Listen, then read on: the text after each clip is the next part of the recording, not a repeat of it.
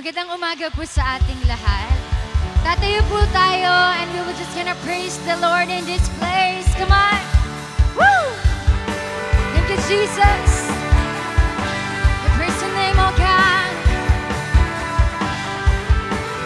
Hey, hey. We sing joy to the world. The Lord is come. Let earth receive her King. Let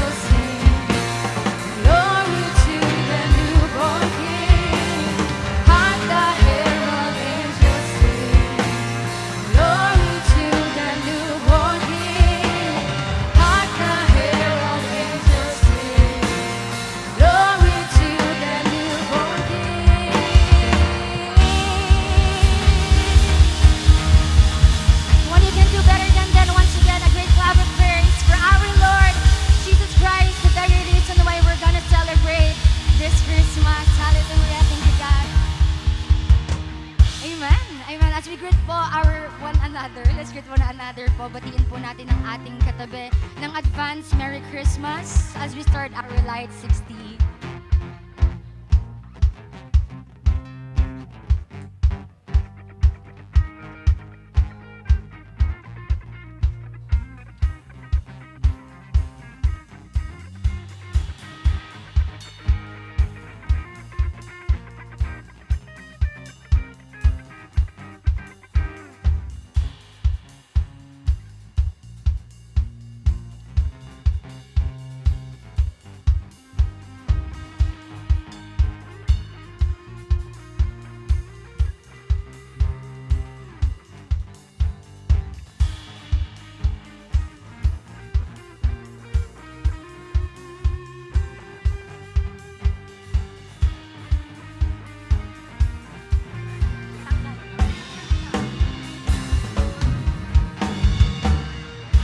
Hallelujah! Ayan, it is good to see ang smiling faces ng bawat isa. At sino po dito, ramdam na niya ang simoy ng Pasko?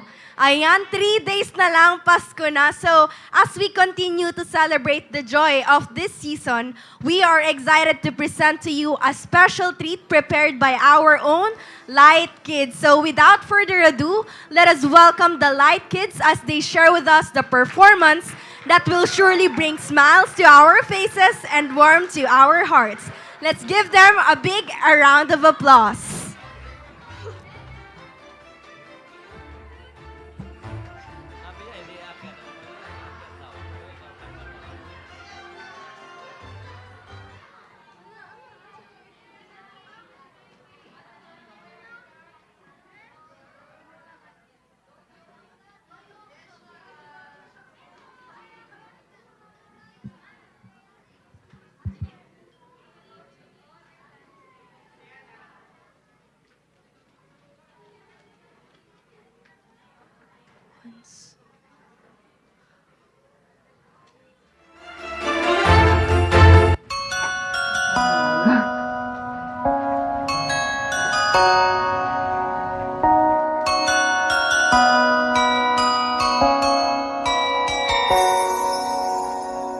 Feliz Navidad,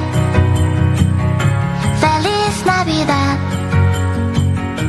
Feliz Navidad, próspero año y felicidad. Feliz Navidad, Feliz Navidad, Feliz Navidad, próspero año y felicidad. I wanna wish you a Merry Christmas. I wanna wish you a Merry Christmas. I wanna wish you a Merry Christmas from the bottom of my heart. I wanna wish you a Merry Christmas. I wanna wish you a Merry Christmas. I wanna wish you a Merry Christmas from the bottom of my heart. It's time!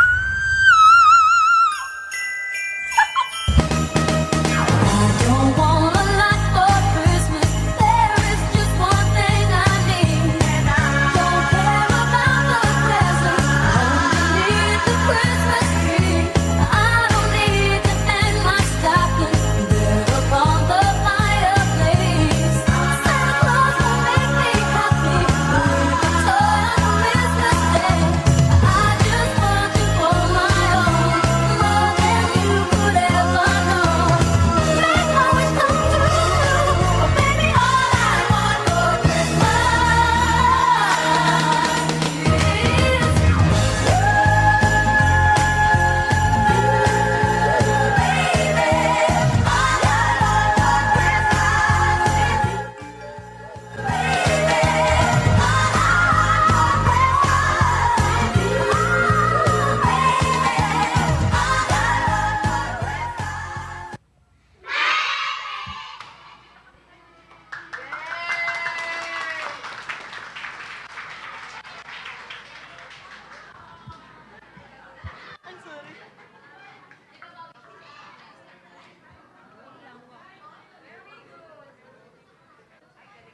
Ayan, hallelujah. Once again, can we give them the best clap offering?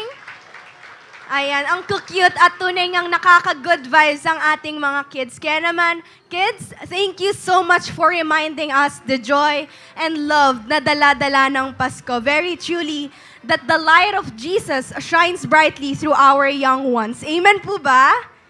Amen. So, pwede po bang palakpakan natin si Lord sa buhay ng ating mga kabataan?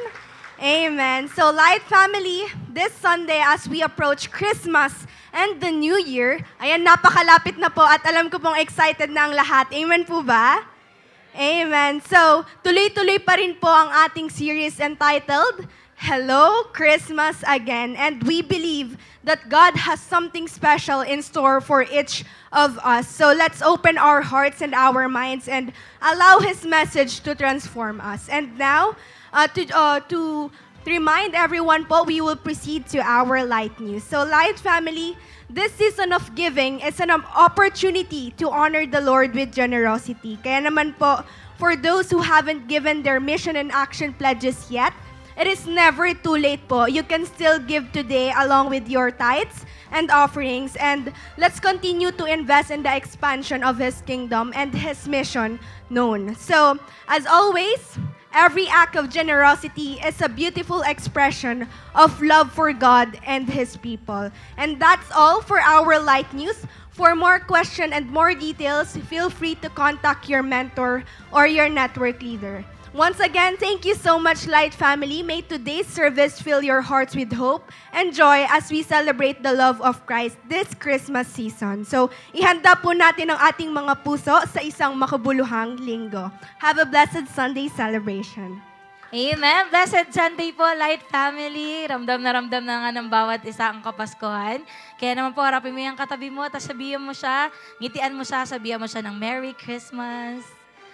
Merry Christmas, Light Family. And of course, Merry Christmas din po sa ating team online. So let me introduce myself. I am Coach Jeremy Clavo and I am so glad to see you all today. And I want to acknowledge some very important people na kasama natin ngayon sa ating on-site. So I am talking about our first-timers and visitors. Sige po, palakpakan po natin sila. Amen. And of course, if we have first-timers and visitors here on-site, we also have our first-timers and visitors online. So if you want to be part of our growing family, please click the link na nasa caption ng live natin. And surely after this celebration, our Light Connect team will connect with you. And of course, we would like to see you here also at our church. And I hope po, okay, sa mga first-timers din natin dito, magkita-kita pa po tayo sa mga susunod na linggo. So praise God po again, palakpakan po natin si Lord. Amen. So again, I am Coach Jeremy Clavo and I am one of the full-timer here po at our church. So looking back, 8 years ago, ang layo ko na po sa dating ako. Hindi ko ma-imagine yung sarili ko na magpo-full-time sa paglilingkod sa church because I was struggling financially. So naranasan niyo na po ba yung feeling na kapag sumahod po kayo as a worker, yun, hindi man lang tatagal sa mga palad ninyo kasi pagkalapag na pagkalapag, ayan. Bigay dito, bigay kay mama, bigay kay papa, okay, bayad ng bill dito, kain dito. Yung tipong ramdam na ramdam ko po kapag sahuran kasi talaga nakakakain sa labas and may pa fast food pa. Pero kapag lipas po ng isang linggo, ayan na po, lumalabas na yung mga delata. Ayan. Hindi ko po alam saan napupunta yung sinasahod ko back then. Specifically, basta ang alam ko po, kahit nasa corporate ako at may kalakihan naman yung sahod, pero hindi enough and nagkukulang pa.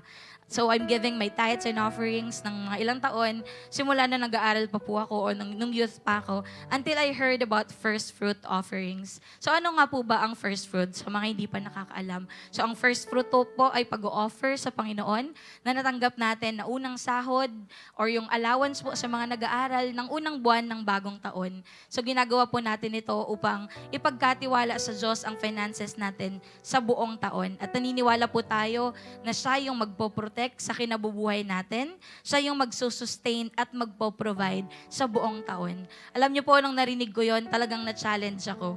Mahirap man, kinakailangan ng matinding adjustment sa finances sa pagpasok ng bagong taon, pero nag-sacrifice at in-offer ko po ang first fruit ko sa Panginoon. At kalaki po noon yung maraming panalangin ko sa Panginoon. And naisip ko po na si Lord na makapangyarihan, generous at faithful na Diyos ang pag-aalayan ko at naniniwala ako na kapag binigay ko sa Kanya ang una, hindi niya po ako pababayaan at iuhuli. So to make the long story short, I started to give my first fruit kay Lord, and here's what happened. So 2 years ago, by the grace of God, I was promoted to become one of our network leader here sa ating simbahan. Glory to God po. Pinagkatiwalaan po ako ni Lord na mag-handle ng isang network na binubuo ng youth, young professionals, and even young moms. And last Friday din po, glory to God, nakapagpag-graduate po ng mentees sa SOD 1 and SOD 3. Praise God po. Yung dating ako po, na part lang ng Youth Light Group at pampabutas bangko lang sa mga gospel gigs at life group, the same year po, naatasan ako to be the youth director ng ating simbahan. So ginagamit na po ako ni Lord to lead the youth ministry. Minementoran sila on how to win their campuses here in Olonga po. Ginagamit din po ako ni Lord sa mga campuses to preach His word sa mga kabataan. So kasabay po ng pag-lead sa mga youth, ino-oversee at ginagamit din po ako ni Lord to be the team head of our consolidation ministry. Ayan, sila po yung mga pogit magaganda na kumakausap sa mga first-timers natin. And the same year, nabigyan din po ako ng opportunity to serve more bilang service director ng ating service na 10:30 a.m. service. Also po, ginagamit din ako sa prayer works. Then later on, hindi na lang po ako pang behind the scenes sa amin ng Panginoon. But God has been using me to preach His word sa pulpit, mula sa gospel gig, sa church events, sa SOD, sa light retreat, and even po sa ating prayer works. Glory to God po lahat. Yung dating hindi makita yung sarili sa pag-full time dahil sa kakulangan financially, naging bigla ang breadwinner pa po nung mawala yung nanay ko. Pero this year lang po, last February, nagawa ng sumunod kay Lord ng buong puso sa pagiging full-time na pag-serve po dito sa ating simbahan. And guess what po? Malaki man yung difference sa dati ko pong work, pero di ko na po naranasan ang magkulang nang sumunod po ako kay Lord. Sapat po yung provision ng Lord at madalas sumasobra pa. And also po, nakagraduate na rin yung aking kapatid ng college at ngayon nakakatulong ko na rin po siya. And last December 7 lang po, after 3 years ng pagsasaga at paglaban, makapag-aral lang sa school, sa Bible School, glory to God, nakagraduate na po ako ng Bachelor of Theology sa Kainos Bible College. So looking back years ago, hindi ko po ma-imagine na magsa-second degree pa ako. Akala ko rin po actually nang dinabas yung namin, ng graduation fee, baka din ako makagraduate, sabi ko. Pero po, dahil nag-trust ako kay Lord, guess what po, I was able to pay my graduation fee in full nang hindi po naglalabas ayan ng pera. So God used generous people and willingly nag-help po sa akin para mabuo yung fee. Alam niyo po, hindi lang provision in finances and spiritual life ang sinusustain ni Lord, but even my strength. Kaya if you are wondering, dami namang ministry ni Jeremy, paano niya kinakaya yun? Dahil po sa strength and grace ni Lord. Alam niyo po, di ko na po masabi lahat. Kung iisa-isahin ko pa po, di tayo matatapos yung naging bunga ng first fruit ko. Kaya nga po, totoo yung sinabi sa Proverbs 3:9-10, honor the Lord with your wealth, with the first fruit of your crops, then your barns will be filled to overflowing, and your vats will brim over with new wine. So kapag ino-honor po natin si Lord, kung ano yung meron tayo, yung barns or yung resources natin will be filled. Hindi po tayo magkukulang, bagkos pagpapasaganahin pa po tayo ni Lord. Kaya as a challenge, okay, sa atin mga kapatid, as we give ngayong araw na ito, nawa ipagkatiwala po natin yung finances natin kay Lord by offering our first fruit, kasi wala pong tao na ipinagkatiwala ang finances niya kay Lord na nagkulang at naghirap, bagkos sila po yun nakaranas ng abundance sa buhay. So I want to challenge you, my brothers and sisters, na i-offer ang iyong first fruit. Test the Lord on this and see for yourself ang pagkilos ni Lord sa lahat ng aspeto ng buhay mo ngayong darating na 2025. Taste the see and the goodness of the Lord. And I know we are all ready po to give and give back to to Lord. Kaya nga na po, we will pray this time as we prepare our tithes and offering. Sige po, let's close our eyes. Lord, we thank you for this opportunity to give and give back to you. Thank you, Lord, for your unending provision and sustenance. Truly, Lord, you are our Jehovah Jireh. Kaya, Lord, I pray for my brothers and sisters na bigyan mo po sila ng puso na nagtitiwala sa pagkilos mo, Panginoon.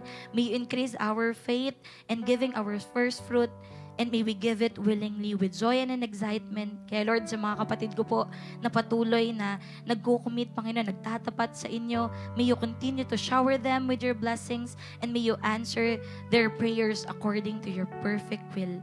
Thank you, Lord, in Jesus' name. Amen. Sige po, let's give. May mga ushers po tayo dyan sa paligid kung saan pwede natin ibigay ang ating tithes and offerings. And sa mga gusto naman po mag-send via online, via bank transfer or e-wallet, you can send to our GCash and BPI account na naka-flash po sa ating screen.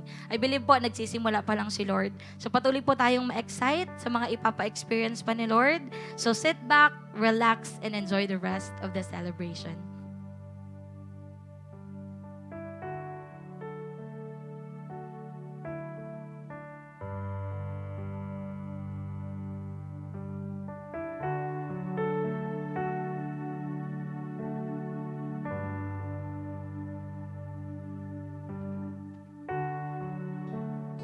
Pwede po ba tayo tumayo lahat as we continue to worship the Lord? Come on.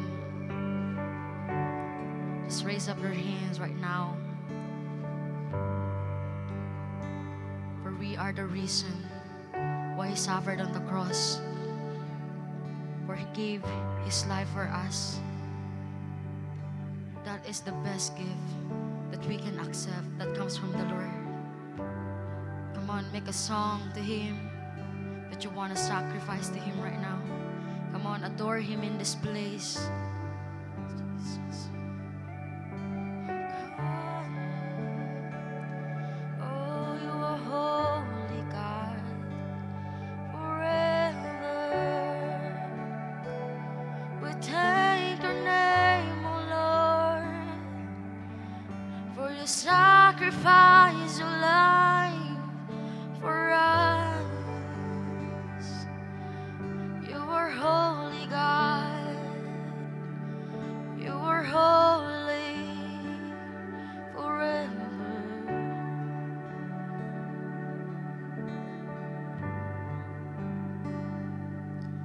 As little children, we would dream of Christmas morn, and all the gifts and toys we knew we'd find, but we never realized a baby born one blessed night gave us the greatest gift of our lives. We were the reason that He gave His life. We were the reason that He suffered and died. To a world that was lost, He gave all He could give to show us the reason to live. Oh God, we thank you, Lord. As the years went by, we learned more about gifts and giving of ourselves, and what that means on a dark and cloudy day. A man crying in the rain. Oh, because of love, because of love. We were the reason that He gave His life. We were the reason that He suffered and died. To a world that was lost, He gave all He could give to show us the reason to live. Oh, you're the reason that He gave His life. We were the reason that He suffered and died. To a world that was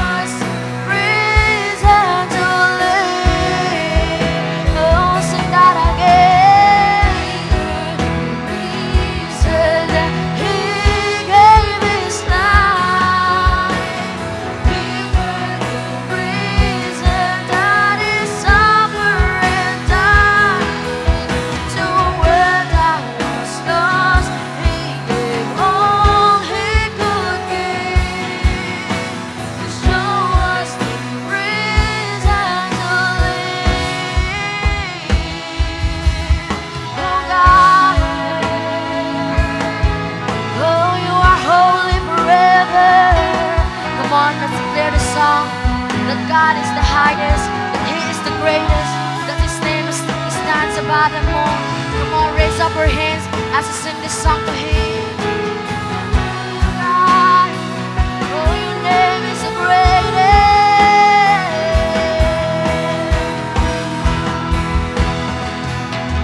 Your name is the greatest. Your name is the greatest. Your name stands above them all. Oh, thrones and dominions, all powers and possessions, your name stands above them all. Your name is the highest. Your name is the greatest. Your name stands above them all. Oh, thrones and dominions, all powers and possessions, your name stands above them all. Jesus, your name is the highest. Your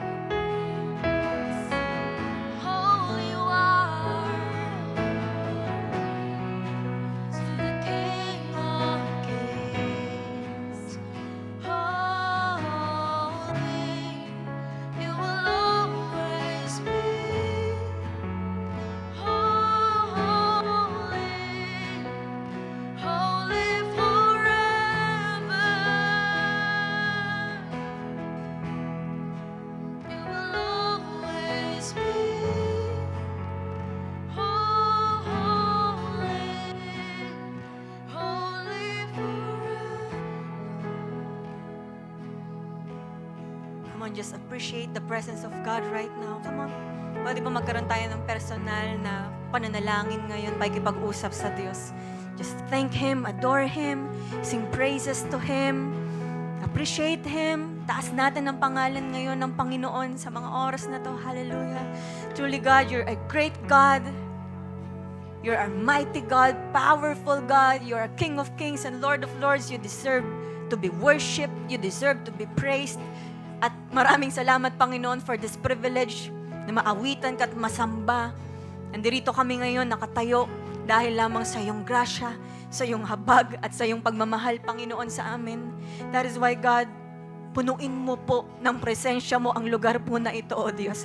Have your way in us, God. Excited kami na mas lalo ka pang makilala. Excited kami, O Diyos, na patuloy na makaranas ng pagbabago, Panginoon, at patuloy kang maengkwentro sa mga oras po na ito. We appreciate you, we love you, we praise your name. Sa pangalan ni Jesus. And everybody say aloud, Amen and Amen. Palakpakan po natin ang Panginoon. Amen. Bago po tayo umupo, pwede bang sabihan mo yung katabi mo na welcome back to light. Ready, go.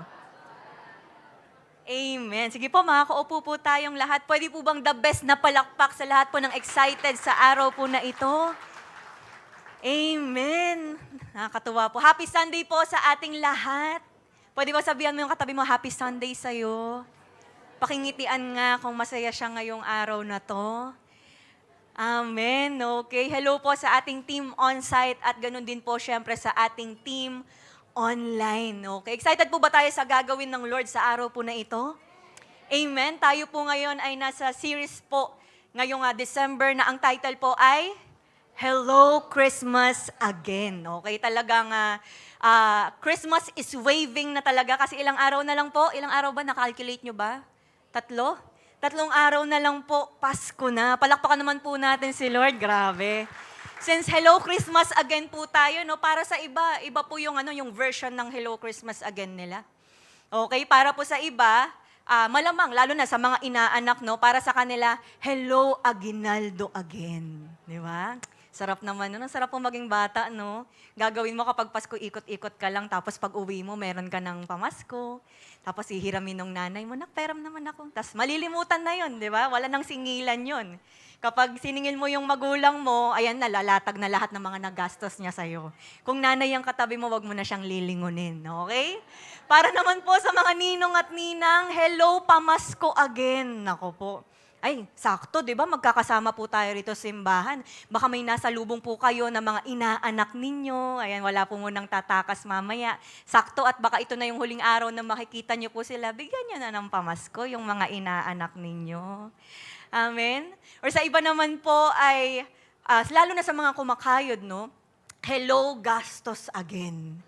Ayan na, lalo na sa mga, sila kasi yung mga gumagastos or sa mga nag-iisip ng mga kailangan kainin, ganyan, mga kailangan lutuin and all. Sa mga magulang, hello, luto again. Yan yung mga iniisip nila. Ano ba mga putahe? Ano ba yung mga kailangan nating i-prepare? And of course, sa iba naman, sa mga bunso, sa kanila, hello, hugasin again. Tama ba? Hello, hugasin again. Pagdating sa mga bunso, sila yung mga taga-hugas, tapos may mga sama ng loob na yan sa kusina, parang hindi pamilya, ganyan. Hindi pa siya kumain, pero nautusan na siya maghugas. Okay. Or sa iba naman, sa mga maraming natanggap na ayuda, hello, spaghetti again. Dahil nakailang ayuda na puro spaghetti yung mga laman, Of course, sa mga nag-13th month pay, eto matindi. Hello, rebond again. Biruin mo, mula January hanggang November, ito talaga ang itsura natin. Tuwing December lang talaga tayo nag-glow up, okay? So, pero baka yung katabi mo nagplancha lang, kaya wag mo na siyang asarin dahil banat na banat ang buhok niya ngayon, okay? So, para naman syempre sa mga taga-light, nako, hello, Christmas party again. Nakailang Christmas party na kayo?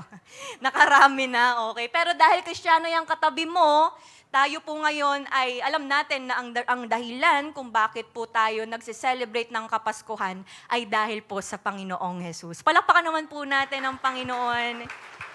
Amen. Okay, kaya nga po ngayong month of December, tinalakay natin yung Christmas through the eyes of Joseph and Mary, and last Sunday po through the eyes of Zechariah and Elizabeth. Ngayon naman po, tignan po natin yung itsura ng unang Pasko sa pananaw ng mga taong inimbita para makita ang mismong birthday or kapanganakan ni Jesus. Tatayo po tayong lahat, basahin po natin ng sabay-sabay ang Luke chapter 2, verse 8 to 20. Okay? Ready? Go. And there were shepherds living out in the fields nearby, keeping watch over their flocks at night. An angel of the Lord appeared to them, and the glory of the Lord shone around them, and they were terrified. But the angel said to them, "Do not be afraid. Bring you good news that will cause great joy for all the people. Today in the town of David, a Savior has been born to you. He is the Messiah, the Lord. This will be a sign to you. You will find a baby wrapped in clothes and lying in a manger." Suddenly, a great company of the heavenly host appeared with the angel, praising God and saying, "Glory to God in the highest heaven, and on earth peace to those on whom his favor rests." When the angel had left them and gone into heaven, the shepherds said to one another, "Let's go to Bethlehem and see this thing that has happened, which the Lord has told us about." So they hurried off and found Mary and Joseph and the baby who was lying in the manger. When they had seen him, they spread the word concerning what had been told them about this child. And all who heard it were amazed at what the shepherds said to them. But Mary treasured up all these things and pondered them in her heart. The shepherds returned, glorifying and praising God for all the things they had heard and seen, and which were just as they had been told. Can we close our eyes and let's pray? God, patuloy po kayong kumilos sa buhay ng bawat isa sa mga oras po na ito. Holy Spirit, have your way. We are surrendering our lives to you. Binubuksan po namin ang aming puso at isip. And excited kami, Panginoon, na tanggapin anuman ang marireceive po namin sa araw po na ito. We believe that your word is powerful enough, sharper than any double-edged sword, Lord, na ready na ayusin po kami, Panginoon. May you give us wisdom and knowledge, Lord. Alis po kami sa simbahan po na ito na talagang natanggap ang nais mo na malaman namin at isa sa pamuhay po ito. Kaya ngayon pa lamang po, I am declaring victory and breakthrough to come sa buhay po ng bawat isa. At gamitin niyo lamang po ko, Lord, as your mouthpiece. We love you, Lord. We praise your name sa pangalan ni Jesus. Amen. Makakaupo po tayong lahat. Ang title po natin sa araw po na ito ay Christmas Through the Eyes of the Shepherds. Sabihin mo nga po, shepherds. So on this chapter po, makikilala natin ang mga shepherds malapit sa Bethlehem na hindi man po recorded kung ilan po sila at kung sino-sino po sila sapagkat sila po ay nabigyan ng VIP access at importanteng gampanin ng pagsilang ng Panginoong Jesus. So kilalanin po natin ano ba yung papel ng mga pastol na ito sa Christmas story. Okay, pag sinabi pong shepherd, in Greek ay poimen, ibig pong sabihin ay feeder, protector, and ruler of a flock of men. So primarily po, ito ay tumutukoy sa mga pastol na tagapangalaga ng flock ng tupa. Kaya nga po sa New Testament, ginagamit po ito literally and metaphorically, pero sa passage po na binasa po natin kanina, ay ang mga shepherds po na to, mga literal ng mga shepherds na kasalukuyang on duty. Kasi nga po, sabi sa verse 8, keeping watch over their flocks at night. So, ibig pong sabihin, kasalukuyan po silang on guard. Sa mga sa katabi mo, on duty. On duty po ang mga pastol po na ito, kasi nga pinoprotektahan po nila ang mga tupa po nila laban sa mga magnanakaw at mga predators, nang biglang on verse 9, an angel of the Lord appeared to them. May nagpakitang angel, and the glory of the Lord shone around them, at they were terrified. Mga natakot ang mga shepherds po na ito. Now, ang pagkatakot po ng mga shepherds na to ay napaka-natural lang na reaksyon. Tanungin niyo po kung bakit. Biruin niyo po, gabing-gabi na. Tapos sila lang nandoon kasama yung mga alaga nila. Tapos all of a sudden, biglang may lilitaw na angel. Tapos biglang sobrang liwanag pa. Talagang matatakot yung katabi mo kung nandoon siya. 'Di ba? At syempre, dahil po sa mga lumilitaw po ng mga angels, gaya po ng usual na linyahan ni Angel Gabriel sa mga pinapakitaan niya kina Mary at Zechariah, same response din ng angel na nagpakita dito sa mga shepherds. Ang sabi, huwag kayong matakot. May magandang balita ako para sa inyo. Magbibigay ito ng malaking kasiyahan sa lahat ng tao. Pinanganak ngayon sa bayan ni David ang tagapagligtas ninyo. Siya ang Christ, ang Panginoon. And in verse 13, ang sabi, biglang lumitaw, after nun biglang lumitaw kasama ng angel ang isang malaking army ng mga angels sa langit. Grabe. Marami ang mga nagsilitawang mga angels. Kumakanta sila ng mga papuri sa Diyos. Sabi sa verse 14, purihin ang Diyos na nasa langit, kapayapaan sa lupa at sa mga taong nagpapasaya sa Diyos. Okay, na-imagine po ba natin yung naging senaryo? Okay, dahil dito, yung pagkatakot po na naramdaman ng mga shepherds, bigla ring napalitan ng galak. Kasi sa magandang balitang pinaalam sa kanila dahil po sa pagsilang ng Panginoong Jesus. And that is the Messiah, na siyang pinaka-reason ng Kapaskuhan. Amen po ba? That is why po after mabalitaan ng mga shepherds na ito about kay Jesus, ano yung ginawa nila? Paano po tumugon ang mga pastol sa imbitasyon ng unang Pasko? How do the shepherds respond to the invitation to see the first Christmas? Excited pa po ba tayo? Amen. Tatlong response po. Number 1, by being ready enough where to go. Sabi mo sa katabi mo, ready enough. By being ready sa kung saan daw sila pupunta. Sabi po sa Luke chapter 2, verse 12 and 15 to 16, this will be a sign to you. You will find a baby wrapped in clothes and lying in manger. So when the angels had left them and gone into heaven, the shepherds said to one another, let's go to Bethlehem and see this thing that has happened, which the Lord has told us about. Sabi sa verse 16, so they hurried off and found Mary and Joseph and the baby who was lying in the manger. So the question is, gaano po kaya ka-ready ang mga shepherds na ito? How ready these shepherds are? Una po, ready enough to be interrupted from their busyness. Ready raw sila na ma-interrupt sa kabila ng kabisihan nila. Sabi sa verse 15, sabi nila sa isa't isa, let's go to Bethlehem. Now, alam niyo po ba na ang trabaho po ng mga shepherds ay hindi chill-chill lang na klase ng trabaho? Sa umaga, kailangan po nila na ilabas ang mga tupa po nila mula sa kulungan para dalhin sa pasture, okay? Tapos kailangan nila yung bantayan ng buong araw para mayroong regular na inumin itong mga alaga po nila. Tapos, pag natapos na yung buong araw, hindi pa po nagtatapos yung trabaho nila. Ang gagawin nila, anytime, babantayan talaga nila yon kasi anytime baka may maligaw, para kung may bigla mang maligaw, mahanap nila kaagad at maibabalik sa pwesto nila. Tapos pagdating nga ng gabi, kailangan nilang ibalik sa kulungan yung mga tupa. Tapos magkakaroon na ng mga head count kung kumpleto ba itong mga alaga po nila. Tapos hindi pa yun nagtatapos doon kasi kahit buong gabi, kailangan nilang mabantayan laban sa mga magnanakaw, laban po sa mga predators or sa mga wild beasts, okay? Ganito po katindi yung trabaho ng mga shepherds. Ginagawa nila yung duty na to 24/7. Never nahinto ang pagtatrabaho nila. Kaya nga kahit po nung gabing yun, yung angels, nadatnan pa rin silang on duty. Di ba? Nagbabantay pa rin sa mga alaga nila. Napaka-hardworking po ba? Napakasipag po ba?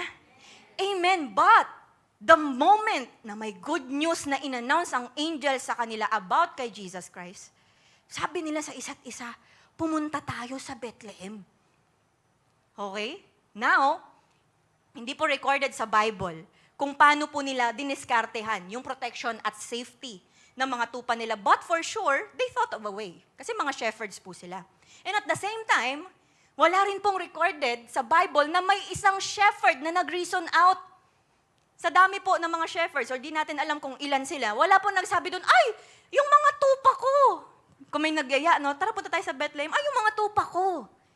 Or wala man pong nagsabi doon, ay, wag nyo na akong idamay dyan.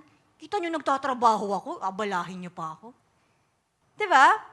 Lahat sila nagkasundo at excited na pumunta sa Bethlehem. Mga willing po ang mga tao na to na umalis sa kabila ng kabisihan nila. Namamangha po ba tayo sa mga taong ito? Amen. Next, gaano pa sila ka-ready? Pangalawa, ready enough to look for Jesus Christ. Sabi sa verse 15 to 16, pumunta tayo sa Bethlehem para makita itong sinabi ng Panginoon sa atin.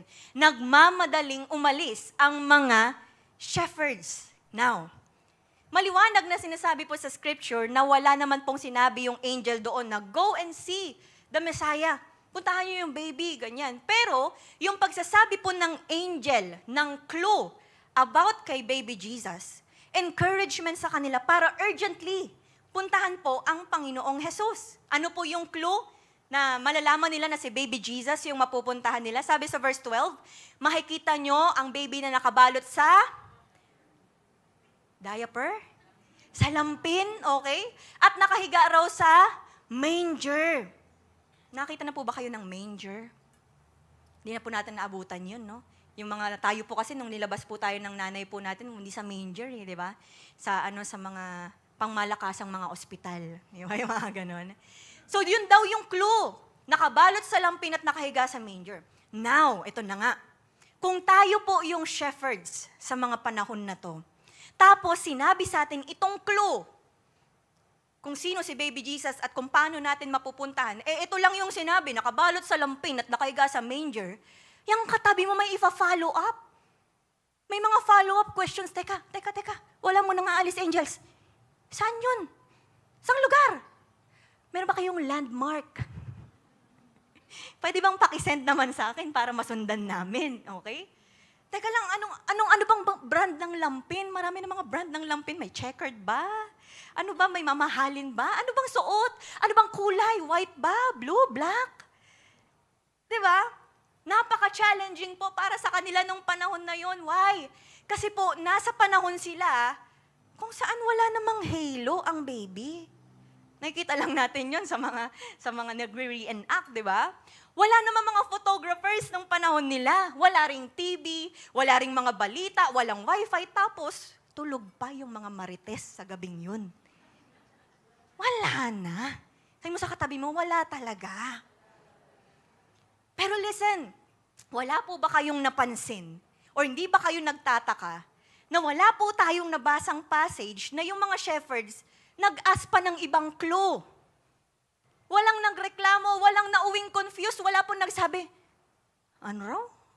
Ang sabi? Saan? Wala, sabi sa katabi mo, walang ganun.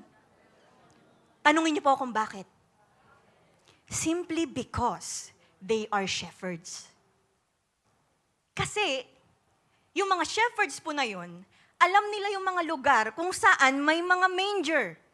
Amen? At, yung mga manger, very common po yan sa kanila dahil yan yung ginagamit nila para mapakain yung mga tupa nila. Parang ganyan po, okay? And those clues are enough just to find Jesus.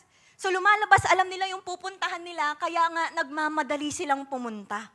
Kaya sabi sa verse 16, nagmamadaling umalis yung mga shepherds. And just think about this po mga kapatid. Wala po tayong makikitang tao na magmamadaling umalis nang hindi niya alam kung saan siya pupunta. Di ba? Lalo na kapag niyaya mo yung katabi mo mamaya. O tara, punta tayo sa SM. Saang SM? Sa Central, sa Downtown, Pampanga, Clark? Saan? Alam niya yung mga lugar. Pero kapag sinabihan mo siya ng lugar na hindi niya alam, hindi ko alam. Hindi ako aalis sa lugar na to hanggat di mo sinasabi sa akin kung ano exactly. Walang magmamadaling umalis kung hindi niya alam saan siya pupunta. Tama? And true enough, on verse 16, sabi, nakita nga nila si Mary at Joseph at yung baby na nakahiga sa manger. They searched for the baby and found the whole family. Amen? Palakpakan naman po natin si Lord sa buhay ng mga shepherds po na ito. Alam niyo po mga kapatid, marahil, gaya po ng mga pastol, we have this one thing na in common po pagdating sa kanila.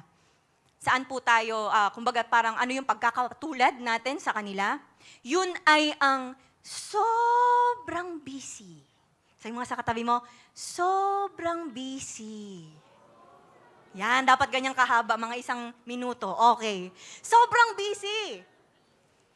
Hindi man po tayo mga pastol, pero abala tayo saan? Abala po tayo sa mga kabuhayan, abala tayo sa pagkita ng pera, abala tayo sa pag-aaral, abala tayo sa maraming concern sa buhay. Sobrang busy sa gawaing bahay, saan pa? Sobrang busy sa social media, sobrang busy ng pagsaulo ng steps sa TikTok, di ba? Kasi yun yung isasayaw niya sa Christmas party, di ba? Sobrang busy at sa sobrang busy po natin, ayaw nating naaabala. Di ba? Minsan nga yung tao, hindi pa nakakalapit sa'yo, nakikita mo, mukha namang abala to. Wala pa siyang sinasabi. Alam mo nang abala siya. Alam mong iistorbohin ka na niya. Di ba? So ano po ang pinaka-common na sinasabi natin sa mga tao, lalo na noon po, no, na hindi po tayo madala-dala sa simbahan, hindi tayo makapag-journey, hindi makapag-light group, yung sagot na, busy ako eh. Di ba? Kaya po kahit anong announcement natin sa mga ini-invite po natin, naranasan niyo na ba yun? Para po tayong mga angels. Talagang nagpe-perform ka na, kumakanta ka na, sinasabi mo na lahat yung mga exciting part. Okay dun sa church, masaya sa church, makakapag-praise ka kay Lord, ganyan-ganyan, matindi magmahal si Lord. Talagang, alam mo yun, ang tindi ng effort mo sa mga ginagawa mong pag-invite, tapos ang sagot sa'yo, busy ako eh. Ganun ba? Sige, next time. Kaya po mga kapatid, I hope we are all learning through the response of these shepherds. Amen? Alam ko pong panahon, ito yung panahon na kung saan pinaka-inaasahan po natin, yung kailangan nating kumita ng pera, ganyan. Kailangan po nating makapagbigay or makatanggap ng regalo, ganyan. Pwedeng marami tayong mga stress at pagod dahil sa okasyon na ito. Pero nawa, maalala natin ngayon na ang dahilan ng Pasko ay ang Panginoong Hesus na dumating para sa ating kaligtasan. Sa sa katabi mo, ito ang diwa ng Pasko. Kaya pansin niyo po, yung mga shepherds, kahit abala sila sa mga trabaho nila, doon pa rin pinili ni Lord na istorbohin sila at bulabugin para lang i-announce yung pagdating ng Panginoong Hesus. Hindi niyo ba naisip, sana CR break na lang? Sana sa mga panahon may 15-minute break yung mga shepherds. Hindi. So mga kapatid, lumalabas po na this is a challenge for us to let the Lord interrupt you from your business to lead you to Christ. Sabi mo sa katabi mo, magpa-interrupt ka. Hirap po kasi sa atin, baka sa sobrang busy natin sa buhay-buhay, pati si Lord di na makasingit. Diba?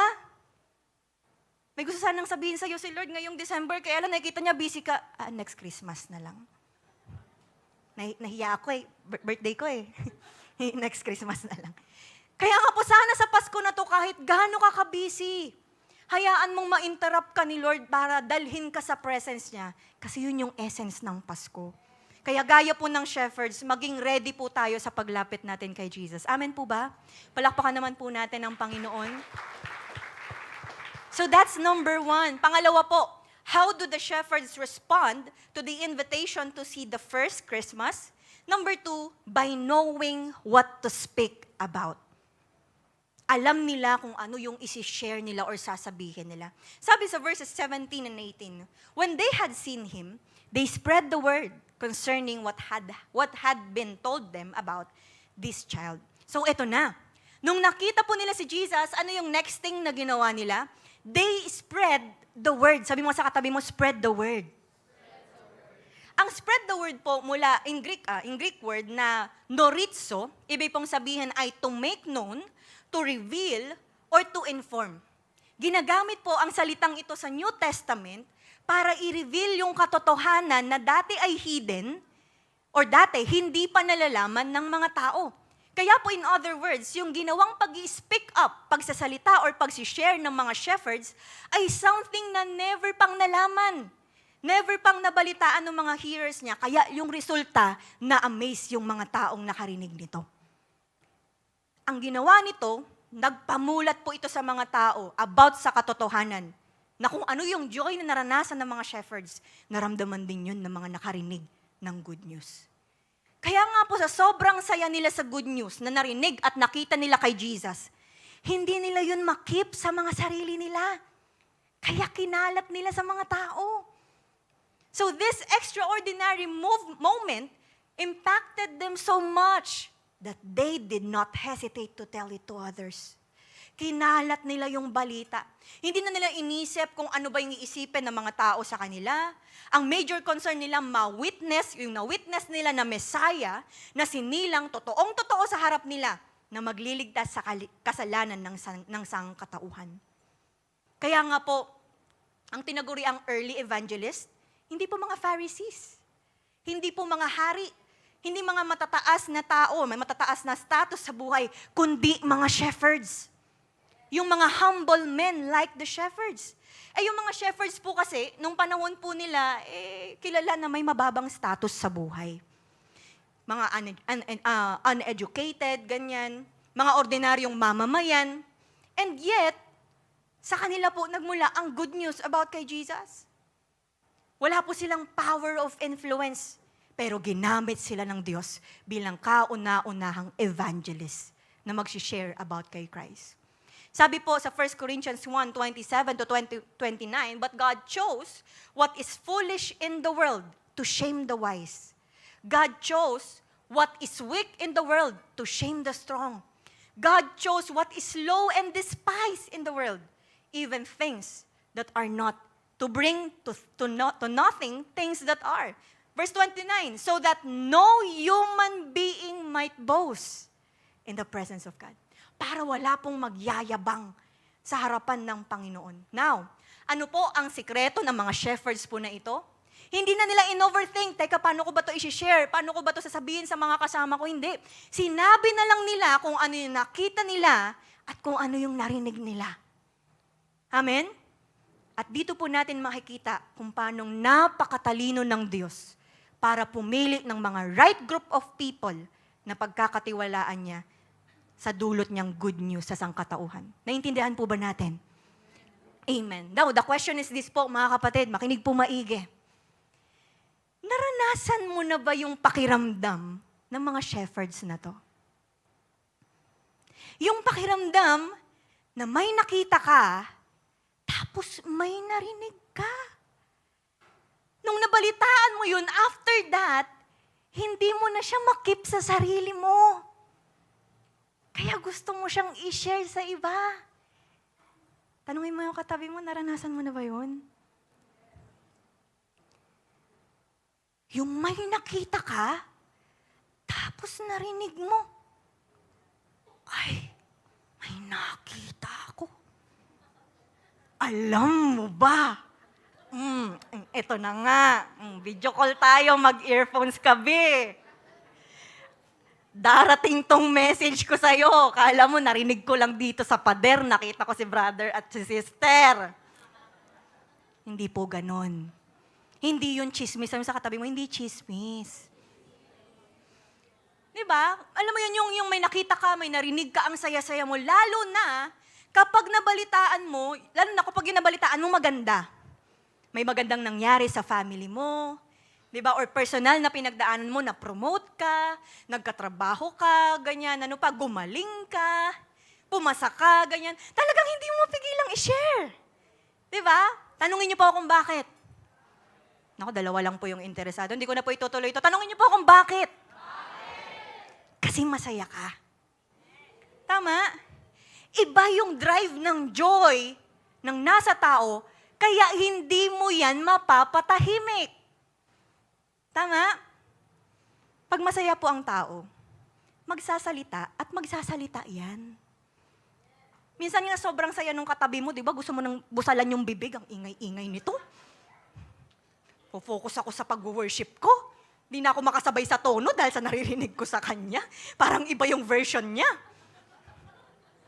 Kaso masaya yung katabi mo eh. Di ba? May mga iba, masaya, nakikita mo, tumatalon pa sa tuwa, umiiyak, sumisigaw, ganyan. Pero never natahimik. Ngayon, Sino po rito sinasabi mong masaya ka dahil nakakilala ka kay Lord? Kung sinasabi mo na you have this joy because of Jesus, then never ka rin mapapatahimik sa pagsishare ng good news sa iba. Tama? Lalo na po sa panahon ng Kapaskuhan. Kaya hopefully matindi yung joy ng katabi mo. Bakit? Birthday ni Jesus eh. Di ba? He is the reason kung bakit tayo may kaligtasan. Kaya nga po yun yung worship natin kanina. Ang hirap po kasi sa atin minsan, iba yung mga hinahanap nating reason to be joyful. Lalo na ngayong December, sige po, umamin na po tayo, mag-repent na lang mamaya. Yung iba masaya sa December kasi nga may bonus. Biruin mo mula January hanggang November, nakabusangot ka kasi nga walang pera. Pagdating ng December, ngayon ka lang ngingiti. Di ba? Kaya tingnan mo yung katabi mo, masaya siya ngayon. Yung hindi po nakangiti, wala pang bonus yan, kaya ganun. Yung iba dahil sa 13th month pay, yung iba dahil sa pamasko, yung iba sa regalo. Of course, wala naman pong masama kung masaya naman po tayo sa mga natatanggap po natin. Pero sabi mo sa katabi mo, huy, birthday ni Jesus. Kaya minsan, di ba, maraming mga nagde-demand ng regalo ngayong Pasko, birthday mo ba? Di ba? Kaya po dapat may pinaka-joy po tayo. Kahit pa may mga kinakasaya tayo ngayon. Why? Because Jesus should be the very reason of our joy this Christmas. Amen. Palakpakan naman po natin ang Panginoon. Kaya nga po, this is the perfect time to share Jesus sa iba pang mga tao na si Jesus yung dahilan ng celebration na to. Amen. Kasi po kay Jesus, siya yung dahilan, kaya masaya ang Kapaskuhan. Hindi po dahil sa alak. Sabi mo sa katabi mo, alak. Di ba? May mga ilan, ang dami na pong mga inatinan ng mga Christmas party. Bago po umalis sa bahay, ang fresh-fresh. Di ba? Okay na okay. Ang itsura niya, pagbalik sa bahay, gumagapang na. Gumagapang dahil may malaking bit-bit na ref galing sa raffle. Kayo kamo, ginajudge nyo naman sa paggapang yung tao dahil kala nyo naman nakainom. Okay? Hindi rin po tayo magiging masaya lang dahil lang sa party, ganyan. Hindi dahil sa regalo, kundi dahil sa Panginoong Yesus na sinilang dito sa mundong to. Amen. Palakpakan po uli natin ng Lord. So now, ito na. After ng mga shepherds, okay, na makita si Jesus, after nilang mag-share about kay Jesus, ano yung next na ginawa nila? Lastly, by returning while praising the Lord. Bumalik sila na pinupuri ang Panginoon. Sabi sa verse 20, the shepherds returned, glorifying and praising God for all the things they had heard and seen, which were just as they had been told. So sa NLT version ng Bible, ang sabi, the shepherds went back to their flocks. Now, wala naman pong recorded sa Bible sa panahon or oras na tinagal nila sa pagpunta nila sa Bethlehem, pero malinaw po na sinabi kung ano yung next na ginawa nila. Bumalik sila sa mga tupa nila. Bumalik sila ng gino-glorify at pinupuri po nila ang Panginoon sa lahat ng mga narinig at nakita nila nung gabing yon. Sabi nga po sa Good News Translation, ito pa, the shepherds went back singing praises to God. Saya, no? Now, pumunta raw yung mga shepherds sa Bethlehem, tapos nag-share nga raw, ganyan-ganyan, tapos bumalik nang nagpipraise kay Lord. May napansin po ba kayo ron? Ginawa nila yung mga bagay na yun, tapos bumalik sila na nagpipraise kay Lord, na ano po yung meron sa kanila? May napansin ba kayo? Sabi mo sa katabi mo, wala. Why? Wala silang dalang gifts. Wala silang pa-special number, gaya ng mga angels. Wala po silang anumang mga bit-bit. Okay? Wala silang ibang ginawang mga extravagant. Ni singkong duling, wala po silang dala. Ang mga shepherds na to, dumating kay Jesus na walang-wala. Liban sa acknowledgement nila sa kung sino ang Panginoong Yesus sa buhay nila. Ang natatanging meron sila, praise and worship as their offering sa Panginoong Yesus. Amen? Yes, wala silang gifts. Wala silang mga material na pwedeng i-offer kay Jesus, pero ang tanging na ibigay nila ay yung regalo na deserve at katanggap-tanggap para sa Diyos. And that is praise and worship. They went back sa kanilang duty bilang mga shepherds na hindi nakagaya pa ng dati. Dahil gino-glorify nila ang Panginoon. Now, nagtataka po ba kayo kung bakit ni-record pa ni Luke yung ganitong klase ng pagpupuri at pag-glorify ng mga shepherds kay Lord? Umuwi pa sila ng mga na kumakanta. Here's the trivia po mga kapatid. Listen to this po. Alam niyo po ba, according to Asian tradition, possible na ang mga shepherds po na recorded sa Luke ay iba sa mga ordinaryong shepherds. Ibig sabihin, sila po ay may unique job of performing temple duties. Sila po ay may mga katungkulan sa templo. Hindi sila mga everyday shepherds, pero sila ay shepherd priests na in charge sa pag-aalaga ng mga tupa para gamitin ang mga tupa na to sa temple at magsilbing ceremonial sacrifices para sa Diyos. Yes, nag-i-stay po sila sa field, pero sila rin ay may katungkulan sa temple para sa pagsasacrifice ng sheep na walang blemish, na perfect, walang anumang sugat, healthy, ganyan, mga malinis, na i-offer nila para kay Lord. Kaya inaalagaan nila ang mga to para sa kapatawaran ng Diyos sa kasalanang nagagawa ng mga tao.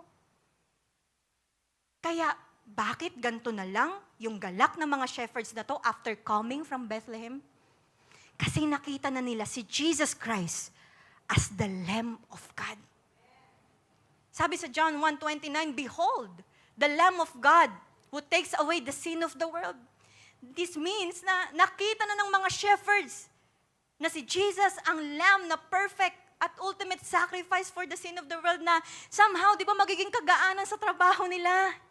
Dahil yun yung duty nila, nakita na nila yung perfect Lamb na Panginoong Yesus para sa kaligtasan ng lahat. So after knowing these things, mas lalo pong nagme-make sense kung bakit yung mga shepherds na to naging unang evangelists in their time. Kasi gets nila yung dahilan ng pagdating ng Panginoong Yesus. Amen? Kasi matagal na nilang hinihintay si Jesus, the Messiah. That is why, wala pong ibang mabigay ang mga shepherds kay Jesus, liban sa pagpupuri at pag-glorify sa Kanya. Nagigets po ba natin? Amen. Kaya po mga kapatid, alam nyo, kagaya po ng mga shepherds, we have the same setup.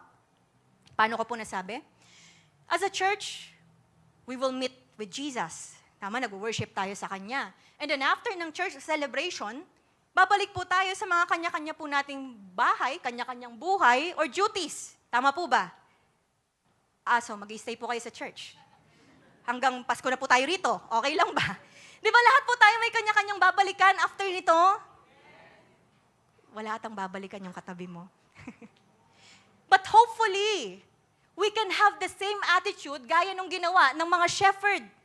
Yung uuwing umaawit kay Lord. Yung babalik sa responsibilities na nagpupuri pa rin kay Lord. Yung babalik ka sa responsibilidad mo sa pagtatrabaho mo or pag-aaral na gino-glorify mo pa rin siya. Amen? Hindi po yung after nating magsimba, pag-uwi sa bahay, nandoon na yung mga sigawan. Di ba? Kaya after nating mag-devotion, babalik na tayo sa dati nating ugali. Babalik na lang tayo sa dati nating nakasanayan na routine, ganyan. Babalik na lang tayo sa dati nating kalokohan, dating kalungkutan, yung mga ganon. So we should return while praising the Lord. Amen po ba? Yes, may mga kanya-kanyang battles po tayong nilalabanan. After this, babalik ulit tayo doon. May hirap, pero may galak dahil kay Jesus. Sabi mo sa katabi mo, may Jesus ka. Palakpakan naman po natin ang Lord. Now, as a conclusion po, the question again, how do the shepherds respond to the invitation to see the first Christmas? Una, by being ready enough where to go. Pangalawa, by knowing what to speak about. And lastly, by returning while praising the Lord. Marami po ba tayong natutunan? Amen. Now, gusto ko pong mag-end tayo dito sa picture ng manger. Yung manger na nagsilbing clue sa mga shepherds sa pagpunta nila sa Bethlehem. And again, if you would remember, kaya ganito po nila kabilis na natagpuan si Jesus, It was because commonly ginagamit nila yan sa pagpapakain ng mga tupa. And listen to this po. There is something about this manger that I want everyone to understand.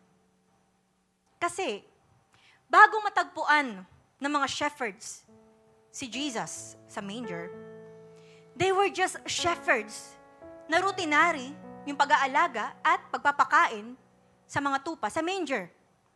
But, after they met baby Jesus sa manger, that was the place na kung saan ang mga shepherds na to are not shepherds, but sheep. Kasi si Jesus na nasa manger is their shepherd to whom they can find spiritual food. They went from being shepherds to being sheep of Jesus Christ, the Good Shepherd. Kaya po mga kapatid, ito ang tunay na diwa ng Kapaskuhan. Na yung Pasko sa mata ng shepherds, tungkol yan sa kagustuhan ng Diyos na istorbohin yung mga taong abala sa paghahanap buhay upang mahanap ang totoong buhay. Tungkol po ito sa mga taong tinuturing na pastol na nag-aalaga ng tupa pero ngayon, nakilala yung kanilang mabuting pastol na siyang mangangalaga sa Israel at sa kanilang kaluluwa. John 10:14-15, I am the good shepherd, sabi ni Jesus. I know my sheep and my sheep know me. Just as the Father knows me, and I know the Father, and I lay down my life for the sheep. Kaya naman po, sa panahon na ito ng Kapaskuhan, mga kapatid, huwag po tayong papayag na nakawin ng pagiging abala natin yung pagkakataong maistorbo tayo ng Diyos at maranasan talaga natin yung tunay na diwa ng Pasko. Tama? Huwag po tayong papayag na hindi maging handa para sa tunay na dahilan ng okasyon na to. At ito yung pagpupuri dahil sa dakilang pastol na dumating para sa atin. That is why po, as an application, number 1, come to Jesus without delay. Amen? Come to Jesus without delay. Yung same na invitation na binigay ng Lord sa mga shepherds, actually, it is also available sa panahon natin ngayon. Kasi the moment na naririnig mo to, patunay yun that He is inviting you to come to Him bilang siya na tagapagligtas ng buhay mo. That is why anuman po ang status natin, anuman ang position natin, ang background natin, or even yung past natin, welcome na welcome ka sa Diyos. Kaya lapit ka. Actually, yung mga shepherds, the moment na nalaman nila yung good news, they hurriedly came to Jesus. As in, nagmamadali. Wala po kayong makikitang recorded sa Bible na mayroong mga shepherds na mga na-conscious sa mga sarili nila, mabango pa ba ako, galing duty. Pupuntahan ko kasi si baby Jesus. Kailangan okay ako. Okay ba yung buhay ko? Pupunta na tayo sa Messiah natin, Wala. Nagmamadali silang pumunta kay Jesus. Ano man ang itsura nila, ano man ang amoy nila, ano man yung pinagdaanan nila, basta nagmamadali. They came to Jesus without delay. Kaya kapag tayo po nakatanggap ng imbitasyon na maranasan ang presensya ng Diyos, whether sa devotion po natin, prayer life, fellowship, or sa kung saan man, sana maging handa ka na isantabi yung ibang bagay para lumapit kay Lord. Dahil doon tayo mas mapagpapala. Gaano man tayo kabisi bilang worker, bilang magulang, bilang estudyante, bilang businessman, ano man yung mga kaganapan natin sa buhay, gaano man tayo kapagod sa mga okasyon na dadaan, wag mong ipagpapalit yung panahong pwede mong maranasan ang Panginoon at makatagpo siya. Baka po ngayong Pasko, marami ka ng plan na puntahan at bisitahin. Diba? Ngayong month, punong-puno na yung schedule mo ng mga events. Pero, baka wala pa dun yung schedule mo sa paglapit kay Lord. Kaya lumapit po tayo sa Panginoon sa word at prayer. Sabi mo sa katabi mo, come to Him without delay. Next, pangalawa, lastly, share the true message of Christmas. i-share natin ang totoong mensahe ng Christmas. Kasi po, the reason kung bakit masaya ang shepherds, kasi alam nila yung good news eh. Di ba? Alam nila yung true message ng pagdating ni baby Jesus. Kasi their burden became light. Kasi si Jesus na yung magiging perfect sacrifice for our sins. Kaya bilang mga Kristiyano po, sa panahon natin ngayon, hindi tayo simple mga gumagawa lang ng mabuti or mga humanitarians. Tayo po ay mga tagapagpadala ng mensahe na may kinalaman sa buhay at kamatayan ng Panginoong Yesus. Mga agents na walang hanggang, alam mo yun, yung agents ng isang walang hanggang kaharian na bukas para sa ilang mga demographics or bukas yung pintuan para sa lahat ng mga nais pumasok, invited lahat. Amen? Yung bitbit po nating mensahe, tuwing kunikwento po natin ito, yung kapanganakan, kamatayan, at muling pagkabuhay ni Jesus, yung kapatawaran na binibigay niya, yung libreng regalo na inaalok niya sa atin, it's something na dapat nating sinishare. Tama? That is why po mga kapatid, hindi po tayo nagtataguyod ng religion or ng, alam mo yun, nagpo-propaganda ng mga philosophies, ganyan, kundi kinikwento natin yung kwento ng isang totoong Diyos na may tunay na alok na biyaya. So the question is this, mga kapatid, gaano tayo katapat sa pag-share ng message na to? Gaano tayo kahanda na ibahagi ang message na to sa mga kaibigan at kapamilya natin? Gaano ka ka-proud na ipakita yung karapatan mo bilang ambassador ng kingdom ng Diyos? Mga kapatid, ibahagi po natin to sa mga tao sa paligid natin. Alam niyo po, prayer ko mga kapatid, sana hindi lang gifts or bonus yung sinishare natin sa mga pamilya natin. Sana pati si Jesus sinishare natin. Kasi si Jesus ang dahilan ng ating celebration ngayong Kapaskuhan. Kaya po this Christmas, wag lang po sana tayong kumain ng kumain. Wag lang sana tayong mag-reunion or magsaya nang hindi alam ng pamilya natin yung dahilan ng Pasko. Manalangin po tayo ng sama-sama, magpuri, sumamba, bahagi natin yung good news about kay Christ. Lalo pa, at ikaw ang Kristiyano sa pamilya. Lead them in prayer, lead them kay Jesus. Amen? Marami po tayong natutunan. Tatayo po tayong lahat. Mga kapatid, makinig pong maigi dito. Tandaan po natin,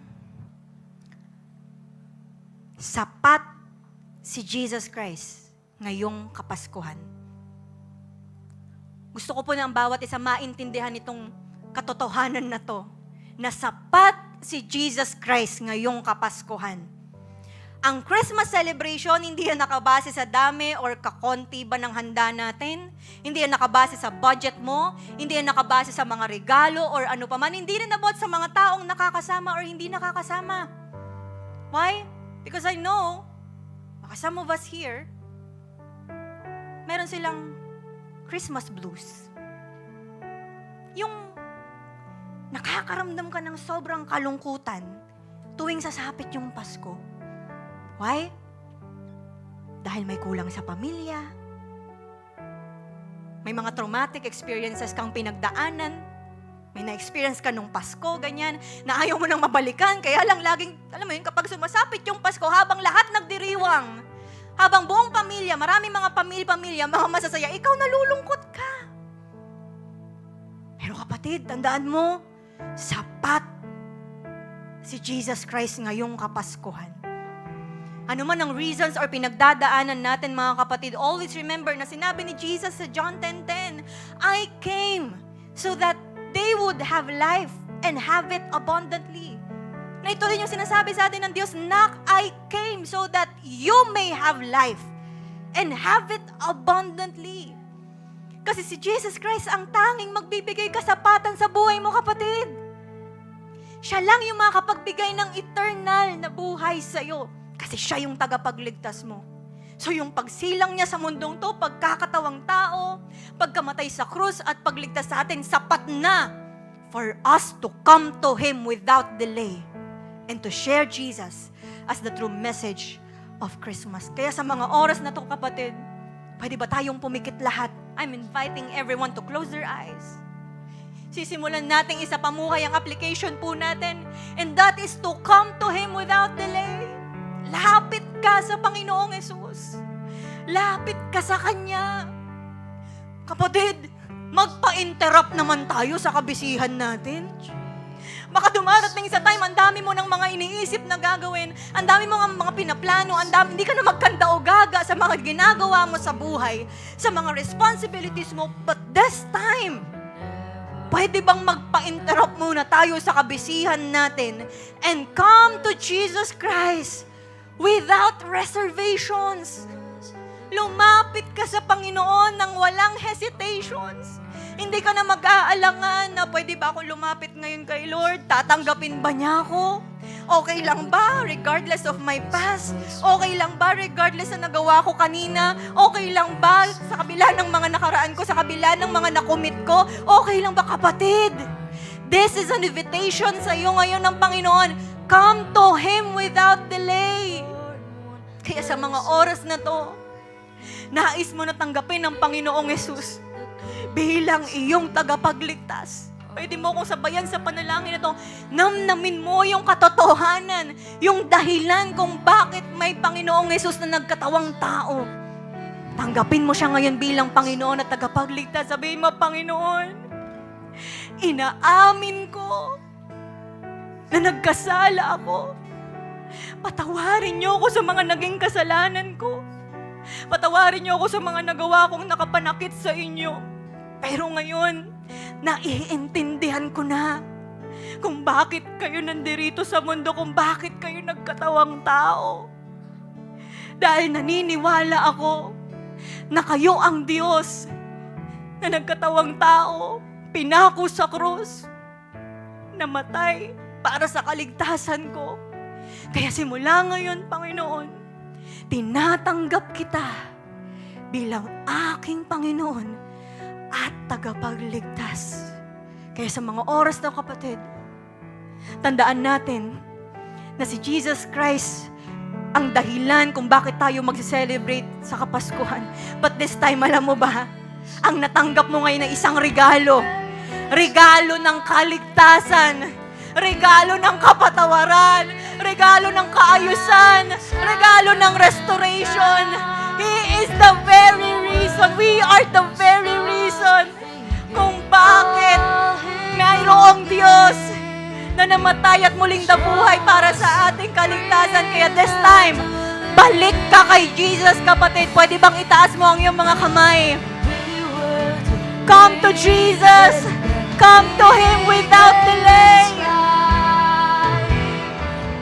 Ramdamin mo yung pag-awit mo ngayon. Yung paglapit mo sa Kanya. It is because He loves you. Come to Him without delay. Hallelujah.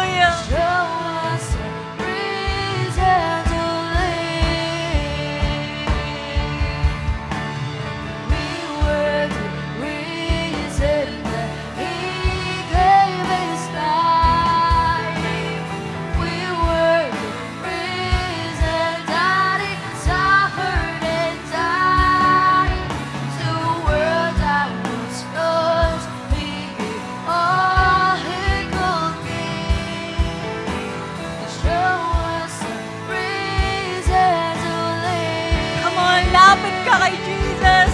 You are welcome. He is inviting you. Lapit ka sa Good Shepherd mo. Ano man ang status mo. Sino ka man. Just feel the presence of the Lord right now.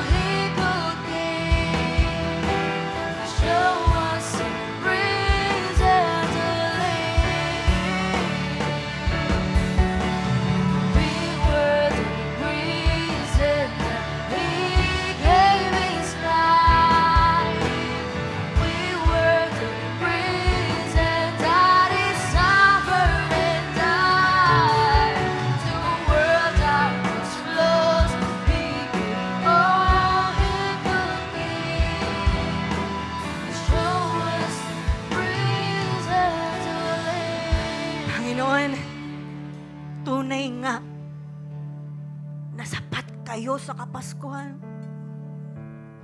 Tunay nga, sapat kayo para magdiwang kami. Sapat kayo para maggalak kami. Sapat kayo para magpatuloy kami. Sapat kayo, O Diyos, sa Kapaskuhan.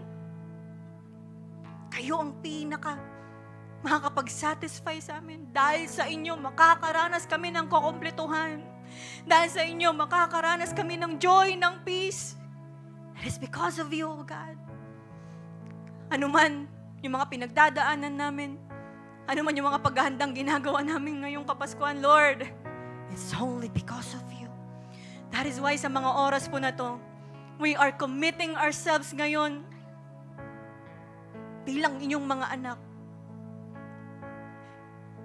Starting today, hindi namin palalagpasin yung pagkakataon na pagdating ng Kapaskuhan, hindi namin ma-share yung true message ng Christmas. God, excited kami, O Diyos, dahil sa Kapaskuhan na to, Panginoon, ang bawat isa sa amin ay patuloy na magiging bold, patuloy na magiging confident in sharing you sa kanila kasi ito yung natanggap naming regalo. Gusto namin maranasan din ito ng aming mga kapamilya.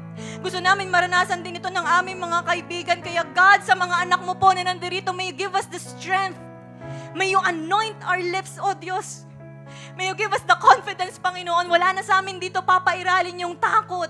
Papairalin yung hiya. Kasi ang nais namin yung mga mahal namin sa buhay. Makakilala rin sa inyo, O Diyos. Makasama namin nagsiselebrate. Makasama namin na nagpupuri rin sa iyo. At makasama rin namin sa eternal na buhay. Kasama kayo, O Diyos. Kaya God, we are committing ourselves to share the true message sa mga mahal namin sa buhay.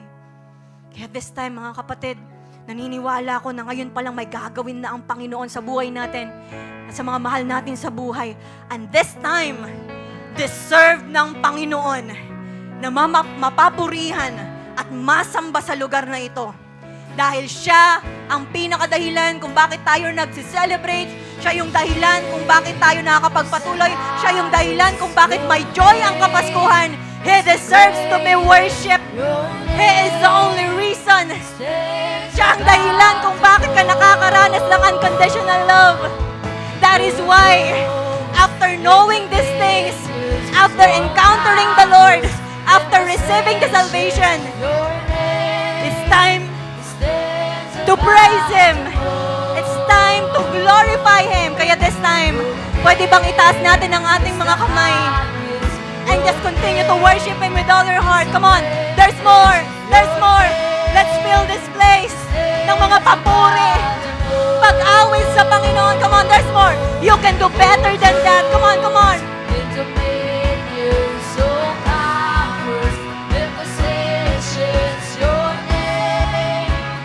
Come on, itaas natin ang pangalan ng Panginoon. Yes, Lord.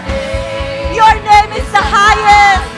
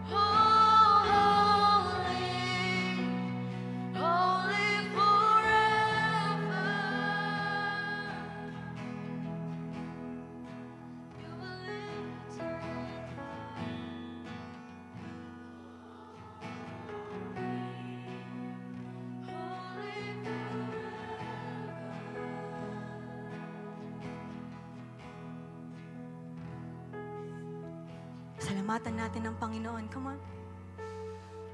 Whew, Lord, sobra kaming nagpapasalamat.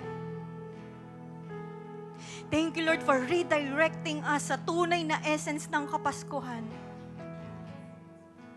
Thank you, Lord, nakita namin kung paano kami magre-respond.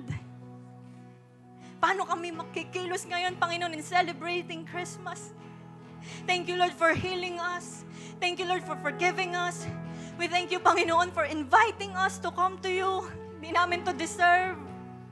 Kahit nga ang patawarin, hindi namin deserve. Lahat-lahat ng mga nararanasan namin ngayon, it's only because of your unconditional love. It's only because of your goodness, of your mercy, of your grace. It's only because of you, Lord. Kaya wala kaming ibang maipagmalaki ngayon liban sa'yo na aming Diyos. Liban sa'yo na aming Savior, aming Good Shepherd. That is why, God, excited kami, Panginoon, na umuwi sa aming mga kanya-kanyang tahanan para purihin kayo, sambahin, i-share kayo, Panginoon. Kaya excited ako, O Diyos, na marami ang makakaranas pa ng kaligtasan. Makakatanggap ng gift of salvation. At marami pa, Panginoon, ang patuloy na pupurihin kayo at sasambahin kayo. We love you, Lord. We praise your name. Sa pangalan ni Jesus. And everybody say aloud, Amen and Amen. So there's a reason po to celebrate. Manalay Church, there's a reason to celebrate. And once again po sa mga gusto pong humabol ng kanilang tithes and offering, i-basket na lang po nila sa harap. At we sing one more time this winter song.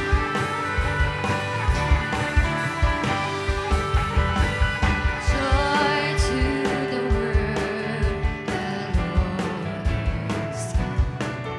Let earth receive her King. Let every heart prepare Him room.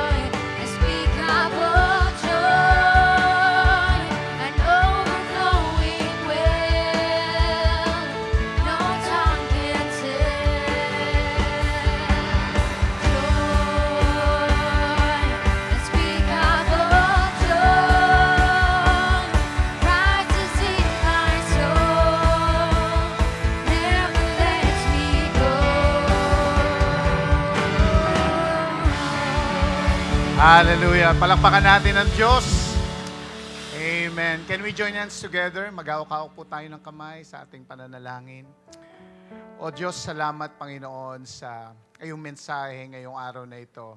Pinakita mo sa amin ang totoong mensahe ng Kapaskuhan. Na nakita namin, O Diyos, na ito ay matinding kagalakan para sa aming lahat. Kung paano itong mga shepherds na ito, naranasan nila ang unspeakable joy, O Diyos. At yun din ang aming nararanasan ngayon. Dahil sa nangyari na hindi na namin kailangan pang mag-alay ng tupa o ano pa man para mapatawad mo, kundi, O Diyos, pinadala mo ang iyong anak, that the Lamb of God that washes away our sins. Dahil sa Panginoong Hesus, malaya na kaming makakalapit sa iyo dahil ang Panginoong Hesus ay siyang regalo mo sa amin, the gift for the forgiveness of our sins. Salamat, Panginoon. Kaya nga, ngayong Kapaskuhan na ito, O Diyos, makita namin bilang isang pamilya na ang pagpapala mo ay hindi nawawala kundi patuloy na bumubuhos. At makita namin ang aming mga sarili, O Diyos, na darating itong Kapaskuhan sa Christmas Eve o saan mang salo-salo, maalala namin, O Diyos, na ito ay pag-aalala namin na merong dumating na Jesus na siyang nagbibigay at nagbibigay ng buhay sa aming lahat. It's not our birthday, kundi ito'y sa'yo, O Diyos, na pinapasalamatan at pinagmamapurihan po namin. Ikaw po yun, O Diyos. Kaya nga po, patuloy mong pagpalain ang bawat pamilya, Panginoon. Nawa ngayong Kapaskuhan, kami magsama-sama, anuman ang handa, may regalo man o wala, marangya man o hindi ang aming handa, ang mahalaga, meron kaming Jesus na siyang kumikilos at nag-iingat sa aming lahat. Salamat, O Diyos. And we're all excited, Panginoon, sa gagawin mo pa. Pagpalain mo po ang bawat pamilya, ang aming mga anak, O Diyos, aming kabuhayan, patuloy mong pagpalain. Kung meron pong karamdaman, ikaw po magpagaling. At iling namin, O Diyos, yung reconciliation sa bawat pamilya ang mangyari sa pangalan ni Jesus. And next Sunday, hindi po kami papayag, Lord God, na hindi po bumalik dito kasi the next Sunday is our last Sunday service of 2024. We will invite our friends, our loved ones, our families dahil gusto naming salubungin, O Diyos, ang panibagong taon, Lord God, na dala-dala namin ang iyong presensya at kapayapaan at pagmamahal. Salamat, Panginoon. Ingatan mo kami lahat sa aming pag-uwi. Receive the blessings from the Lord. Taas natin ating mga kamay. The Lord bless you. The Lord keep you. Make His face shine upon you and be gracious to you. The Lord turn His face toward you and give you peace. Sa iyo po ang papuri, pasalamat. All glory belongs to you in Jesus' name. Amen. Sabi mo sa katabi mo, maligayang Pasko! Hallelujah. Ingat po tayong lahat sa pag-uwi. God bless us all.